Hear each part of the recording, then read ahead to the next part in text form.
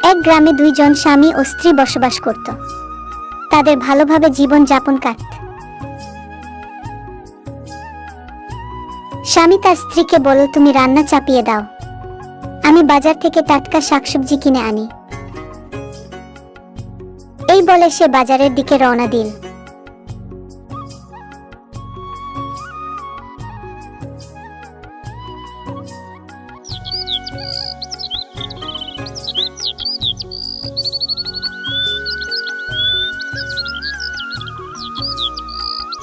তার স্ত্রী সময় মতো উনুনে রান্না চাপিয়ে দেয়া।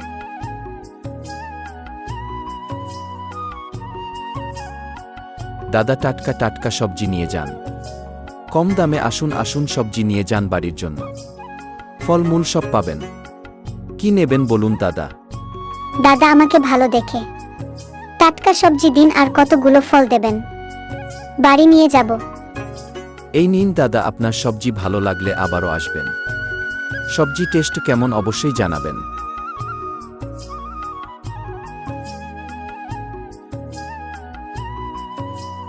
সে তখন বাজারের ব্যাগ নিয়ে বাড়ির দিকে রওনা দিল।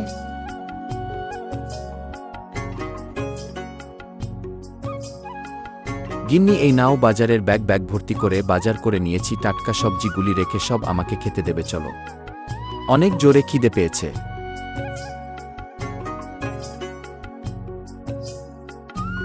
এই বলে তারা দুজনে খেতে বসল।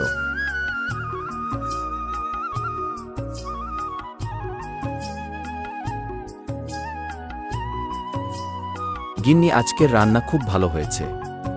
গিন্নি, অনেক রাত হলো, এবার ঘুমোতে হবে, চোখ জুড়িয়ে আসছে ঘুমে। কাল সকালে কাজে বেরোতে হবে, তাড়াতাড়ি ঘুমিয়ে পড়তে হবে।